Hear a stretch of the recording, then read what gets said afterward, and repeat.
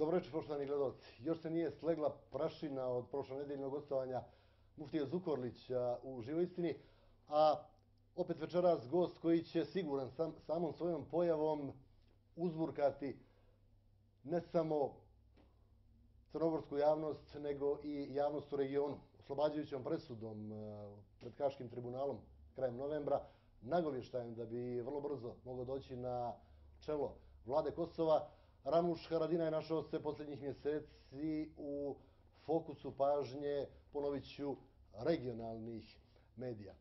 U sjedištu smo njegove partije, Alijanse za budućnost Kosova, i poželim dobrodošlicu u emisiju i da vam zahvalim što ste prihvatili da, čini mi se, ekskluzivno, prvi put za neki crnogorski medij dati intervju. Dobrodošao. Hvala vam na tu mogućnost da se obratim Crnogorcima, javnost Crne Gore i šire. Istina je, to mi je prvi intervju koji dam televiziju Crne Gore ili bilo koju televiziju iz Crne Gore. Ja odmah da vam zahvalim što ste prihvatili da govorite na ovom jeziku južnoslovenskom sa puno imena. Znam koliko će vam to otežati posao, ali istovremeno će nama olakšati, a to tumačim i kao znak zaista dobre volje. I zahvaljujem još jednom. Hvala. Jezik u princip ne otežava, nego olakšava posao. Ja sam zadovoljan da pričam na vaš jezik, uz poštovanje za vas i za vaše gledalce. Fino. Hvala vam još jednom. I sada vas pitam, rekao sam u ovoj kratkoj najavi na početku da ste vi odmah nakon dolaska u Prištinu nagovijestili da ste spremni da preuzmete premijersku funkciju. Da li je to još uvijek aktuelno? Hoće li se to desiti? Ako hoće, kada? Ja sam se nudio za dogovor aktualnom premijeru i njegove stranke da ja uzimam odgovornost da vladam Kosovom uz partnerstvo s njima.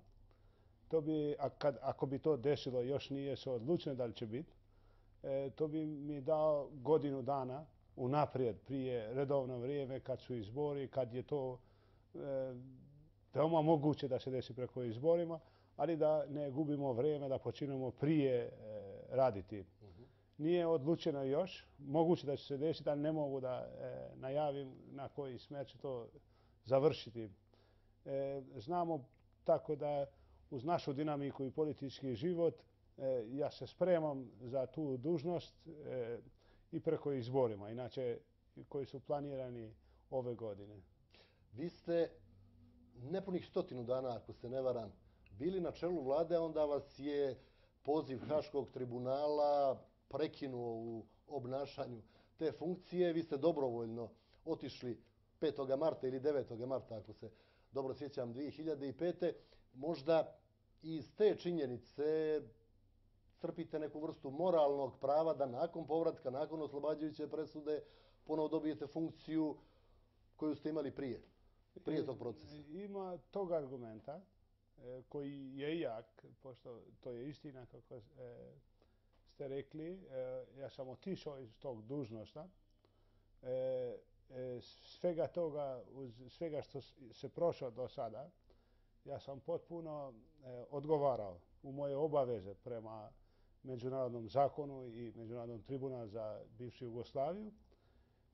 U kraju sve te situacije ja sam se vratio u isti status na koji sam prije bio i toga sam se nudio, ali nije jedini argument. Ja ipak vodim stranku koja je bitna u našoj zemlji i vodim politiku koja ima podršku u našoj društvu.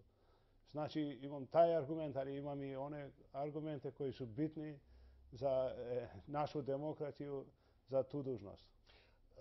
Pročitao sam jednu vašu izjavu da nakon povratka iz Haga nijeste bili baš najzadovoljniji stanjem Kosova u kakvom ste ga zatekli. Je li to bila svojevrsna kritika učinka Tačijeve vlade? Sada, kao građanin, ako pričam, ne samo kao političar, moram imati istu procjenu koju ima većina građana. Kao političar to, ja sam dužan onda da predstavljam to. I procjena o našoj situaciju, ne samo da nismo kako nam to treba, nego nismo se služili sve naše mogućnosti da se razvijamo, da se izgradimo naše društvo na bolje. I ja u istinu ja to kažem, naša situacija nije dobra. Ako pričamo ekonomska, ako pričamo vladavina prava i ako pričamo o svega kako živim kao društvo. I to je moja procjena. Je li vam gospodin Tači zamjerio zbog te izjave? Ne, ja mislim da sada u našoj društvu zna se kako živimo, kako je stanje. Svi to znaju, sada zavisi, a da li to uzimaju kao motivaciju za promjenu, da li to kako ga procijeni zbog njihove pozicije i dužnosti. Ali u istini to je situacija i ne vjerujem da i on i njegova stranka ne razume da nije baš najbolje stanje u našem društvu. Mada, sudeći po onom kako je prošao kongres PDK, Tačijeve Demokratske partije Kosova, na kome je dobio apsolutnu podršku s jednim glasom protiv, reklo bi se da njegova partija, odnosno organi njegove partije imaju apsolutno povjerenje u način na koji on vrši vlast. Sada ima ono izreka, ako ne to šta? Oni su se razvijali uz tu situaciju, uz tog lidera, uz gospodina Tači. I za njih to nije bio izbor, nego je bio prihvaćanje ono što jesu. Pošto nije bio ni neku drugu opciju, nisu imali. Oni su samo to nastavili i prihvatili ono što jesu. Da, ali dvojica potpredsjednika nisu. Dakle, možda su oni mogli biti opcija za ostale članove glavnog odbora. Pa zato kažem, ovi koji su bili u kongresu tu nisu imali više posao, nego ili da prihvaćaju koji su i na šta su, ili šta drugo, nisu imali opciju. Oni koji su možda na to pomislili prije, nisu mogli predstaviti tu opciju u njihovoj stranku.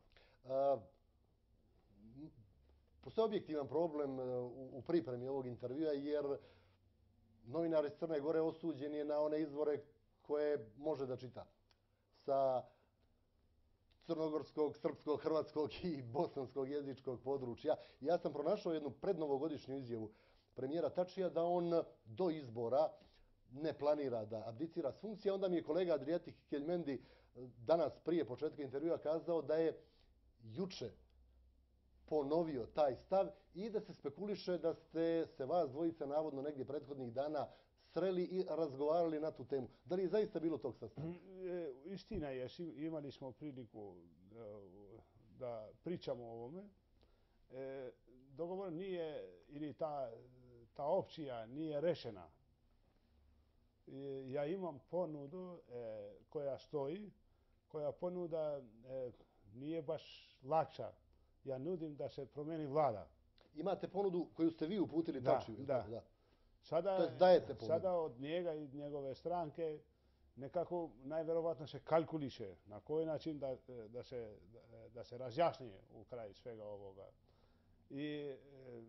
Ali nisam toliko optimista, da vam kažem istinu, na ovaj dogovor, pošto ipak nije bio, kako se kaže, to je bio jedna ponuda sa ciljem da se promijeni vlada. I nije bio nešto između, onda to je drugčije. I ako ide, moj cilj nije da nastavim ovo legacy koji danas postoji. Moj cilj je da promijenim.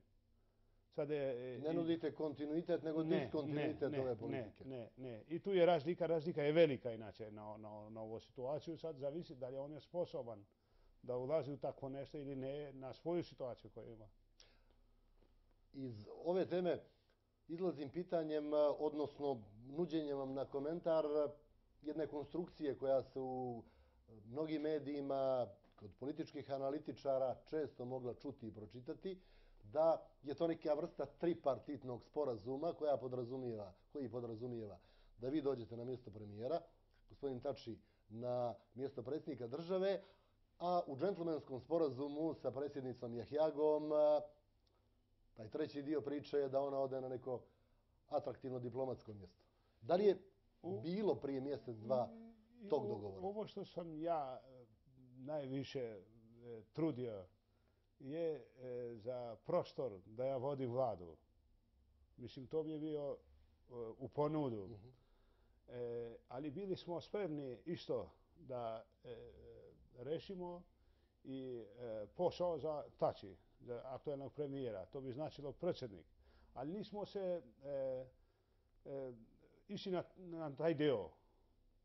To je bio deo koji bi sam sebe stigao sa ovom prvom. Podrazumijevao se praktično. A u princip bio i, nije bio deo dogovora, ali bio i razumevanje da sa današnjom predsjednicom koja stvarno je poštena i radi svoj posao, da se snađemo sa dostojanstvom. Da se sve toga reši sa dostojanstvom za njoj i da ona može da nastavi da bude aktivna, da pomogne u svega što radimo u zemlju. Ali nije sve to paket tako razjašnjen. Znači ima ovaj deo koji je bitan za vladu, onda kad bi, pošto za Tači je bio i mogućnost u princip da on uzima taj posao sada ili možda uzima posle. Znači da nastavi ovaj mandat predsjednika pa onda nadalje da se to odluči. Predsjednik Kosova, za one gledalce koji možda ne znaju proceduru, se ne bira na neposrednim izborima nego u parlamentu, je li tako? Do sada je to. Tako da je to relativno olakšavano. Parlamentarne stranke može u posebnu situaciju da se odlučuju za kandidata za predsjednik koji ne mora ni biti poslanik ili izabran. I naša situacija danas je takva. Imamo predsjednicu koja nije bio ni poslanik, izabrana kao poslanik ili nije dolazio iz politike uopće. Znači to je bio konsensualna figura koju smo se složili. Sad, pitanje na jednu temu koja sasvim sigurno nije u centru pažnje i na listi prioriteta visoko, ali za novinara koji dolazi iz Crne Gore logično jeste jako bitno. Dakle, pitaću vas o položaju crnogorske, ne baš brojne zajednice, ali u svakom slučaju zajednice koja postoji i koja već neko vrijeme traži određena prava. Dakle, za slučaj da se nađete na čelu vlade, da vi i vaša partija možete u značajnoj mjeri ili čak presudno da utičete na političke tokove na Kosovu. Kakav je vaš stav o zahtjevima crnogorske zajednice koji su u principu, čini mi se, svode na dvije stvari? 3 mjesta u parlamentu Kosova i 1 mjesto u vladi, čini mi se da bi ih sasvim zadovoljilo i mjesto pomoćnika nekog ministra. Da li je to mnogo ili je to nešto realno? Prvo, nešto je veoma bitno. Ustavna pozicija, naravno. Ali što je veoma bitno, raspoloženje naroda oko Crnogorcima koji živi u Kosovu nije loša. Mislim, mi smo prošli već od one periode koji smo izgledali jedno drugčije. Sad nema više takve teškoće. Možda ima teškoće oko imovine, oko te pitanje koji su društvene, koji nastavljaju i moraju se rešiti. Ali na ono ljudskom i etničkom, nacionalnom položaju nema nikakve teškoće. Drugo je, ako se nije se rešilo mnogo pitanja oko Crnogorcima do sada, pošto oni sam prije nisu bili jasni na šta stoji, pošto su viđeni zajedno sa Srbima Kosove. To je istina inače. Kad bi to počeo u prije Ahtisarijeve vrijeme, na ozbiljnom, možda danas oni bi to sve bili rešene što pričamo. Pošto nije bio nikakva prepreka za to.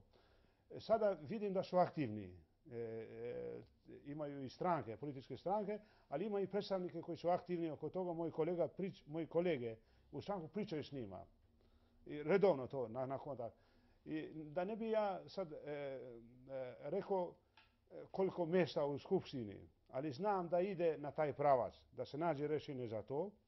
I znam isto da se ide u pravac da se da konstitutivna prava. Znam da dinamika je takva, ide na taj. Znači, ustavno rješenje koje bi prepoznalo Crnogorce ide na to. Ja mislim da se radi pozitivno na to. I mi smo samo u nekim promjenama u Ustavu i izbornim zakonima i neke te pitanje su sada. Ja mislim da integrisano se predviđa i rješenje za to. I nema neku teškoću uz toga. oko vlade, to je i dobra volja. Mislim, taj ko formira vladu, ali ne vidim nikakvu teškoću da to se desi. Da budu predstavljeni u vladi. Mislim, moguće je i ne samo moguće, verujem da će se desiti to. Vjerujete li da bi konačno mogli da budu razmijenjeni ambasadori između Prištine i Podgorice, jer skoro da je anegdotska situacija, dugo se operisalo s informacijom da će Azem Vlasi biti ambasador Kosova u Podgorici i onda je on negdje valjda nedavno rekao da mu je istekao mandat u iščekivanju da uopšte ode, da se razmijene ambasador. Prvo, što je veoma bitna stvar, osjećanje naroda prema Crnoj Gori je veoma pozitivna u Kosovu. Nema nešto što njima to muči. To je veoma bitna stvar. U Kosovu Crna Gora je prijateljska zemlja. Zbog čega? Zbog onog prijema izbjeglica i zbog priznanja Kosova ili ja verujem, i od ranije postoji taj? Ne bi ja sad sve da ocenim, ali je zasluženo. Ako ima poštovanje, ako poštuješ, dobijaš poštovanje. I to ide i to se zgradi. To je veoma bitna stvar. Politički mi razumemo da svaka zemlja ima više da razmisli, ne samo bilateralno, nego više nego to, ali verujem da pošto smo stigli do gdje smo, veoma bitno je da idemo nadalje. Taj progres i svega što se desi do sada, bitno je da idemo nadalje, da se razmijeni ambasadore. Ali ne samo to, da se potpiše sve ove sporazumi koji su bitni za normalizaciju, za dobre odnose i za razmjene koji su bitne između zemljama, između narodima, između ekonomijama. I to verujem da je u obe interese da ide. I ne štetimo nikoga drugog u regiju. To mi samo, u princip, samo rešimo nešto što pomaže regiju. Da li ste vi nekad bili u Crnoj Gori? U posjeti? Ne. Nijednoj partiji, nijednom zvaničniku? Ne. Nikad nisam izbjegao priliku da primim ljude. Sreo sam se s ljudima iz Crne Gore po konferencijama, po predstavnicima vlade, skupštine i to, ali nisam imao priliku da posjetim Podgoricu jednom, ali najvjerovatno bit će to. Možete li da kažete da imate neku jasnu sliku o položaju Albanaca koji žive u Crnoj Gori? Pa, u princip, verujemo da ono što možda prije bi bio tabu, evo, samo pitanje razjasni da sad ima ambijent, da se reši pitanje nacionalnosti koji živi u Crnoj Gori, a posebno onima koji su bili veoma, ne samo, mislim, prijateljski, nego lojalni prema državi, koji su stajali sa većinom naroda na sve što se prošlo do sada i na dostignuće. I mi poručimo naše Albance u Crnoj Gori, kako verujem, tako se desi iz Podgorice za Crnogorce, da se uključi što više u unutrašnji život. Da oni sam se nudi i sam radi da se uključi u unutrašnji život. Da participiraju, što bi se to bitno je da budu deo života, društvenog života, institucije, svega, kulture, svega što se živi, ekonomije. Mislim, bitno je da oni vidi sam sebe deo društva i da se bez nikakve prepreka ili bilo šta se uključi u život. Integriše. Razumijem. Idemo na prvi blok reklama i odmah nakon toga nastavljamo razgovor. Tu podsjetit ću one koji su se možda uključili tokom reklama, večerašnji gost u Živoj istini, večerašnji gost Atlas televizije i Antene, bivši, vrlo moguće i budući premijer Kosova, predsjednik Alijanse za budućnost Kosova, Ramuš Haradinaj. Vi ne učestvujete direktno u pregovorima sa Beogradom, ali koliko sam ja informisan, daleko od toga, ajde tako formulišem, da nijeste u toku. Pritom, ključni dio onog radnog dijela, dakle ne onog pred kamerama koji obavljaju Tači i Dačić, nego onog suštinskog, rekao bih, po konkretnim pitanjima je vaš prvi saradnik, Bljerim Šalja, je li tako? Da, položaj naše stranke i moj položaj je mi pomažemo dijalog i ove svega što mi smo obaveže od dijaloga, mi ih pomažemo i na implementaciju. Znači, mi smo deo dijaloga i ja sam indirektno uz to, pošto moj kolega, prvi zamjenik, uz našu podršku radi taj posao i odgovoran je uz toga. I verujemo da vreme nemamo da gubimo. Verujem da bilo šta rešimo i prije bolje je za sve, mislim, za građane Kosova, za građane Srbije, za obe zemlje, ali ne samo to, i regionalno to pomaže. I naša vizija je to. Sad, po jednim izvorima do sredine marta, u drugim izvorima do sredine aprila, u tim susretima Tači i Dačić i tom jednom makar susretu dvoje predsjednika, Nikolića i Ehjage, koji je navodno već dogovoren za Brisel 6. februara, trebalo bi da se završi nešto. Nešto što, koliko sam ja uspio da ovako notiram, se opisuje kao sveobuhvatno rješenje za Kosovo, sporazum o Kosovu, privremeno rješenje za Kosovo itd. Ali ja nisam siguran da znam na šta se tu konkretno misli. Zato pitam vas, šta bi trebalo da bude, ajde recimo do kraja aprila, završeno? Kakav sporazum? Ne mogu da idem unapred, pošto moramo da idemo uz sve što se dešava. Istina je da planirano je do aprila negde da se puno toga reši. Ja vidim ovo drugčije malo. Ne idem previše napred u ono krajnjem dogovoru. Ali ovo što je bitno, uspostavlja se te normalne ne samo odnose, nego i mogućnosti da se radi više u sever Kosove. To negde da se moguće da se organiziraju izbori tamo, da počinje život na institucionalnom nivou i integrisanje severa. Mi to zovemo Pahtisarjem i to je ponuda koju imamo, ali pošto to nije imao priliku da se ikada desi, stvara se ta mogućnost. Ja ne mislim da svega je rešeno između Kosova i Srbije i u avril. Ali što je bitno, bit će sve te normalne odnose između dve zemlje, a i situaciju u Kosovu će se normalizirati ja bih rekao, u napredovanom stanju, u sever. To je to. Sve osim statusa, osim zvaničnog priznanja. Status i to napreduje donegde. Nije priznanje ono klasične, ali ipak napreduje i ta situacija. Nije više na onog dana kad je bio totalno tabu. Mi već napredujemo na mnoge pitanje koje su i statusno povezane. I to već se razjasni. Postaje ovaj deo koji je veoma politički. Da li ćemo uspostaviti bilateralne odnose u nivou dve države. Ali ide do blizu toga. Sad, nekoliko pitanja se tu otvara.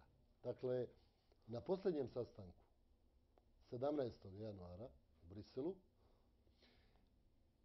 Tači i Dačić su dogovorili neke stvari sasvim jasno. Novac koji bude ubiran od dažbina na prelazima na sjeveru ići će u fond za razvoj Kosova i tu interpretacija nema bitno različitih. Ne stoji takva stvar sa pričom o ukidanju paralelnih institucija na sjeveru Kosova, bezbjednostnih struktura itd. Ali, ono što se u srijedu desilo u Kosovskoj Mitrovici, miting koji je odbacio te zaključke, čini mi se da pokazuje kako su i Srbi na sjeveru Kosova shvatili da Beograd polako prepušta ingerencije Prištini. Jeste li i vi tako protumačili taj sporazum od 17. odnosno taj dogovor ili te zaključke od 17. i reakciju Srba na sjeveru? Ja bi bio veoma pažljiv na svega. Mislim, neću sad da otežavam. Ja bih volio da budete veoma otvoreni. Znam i to, ali zna se gde ide sve ovaj proces gde ide. Ide do situacije u kojoj Srbija bit će raščišćena stvarima sa Kosovom.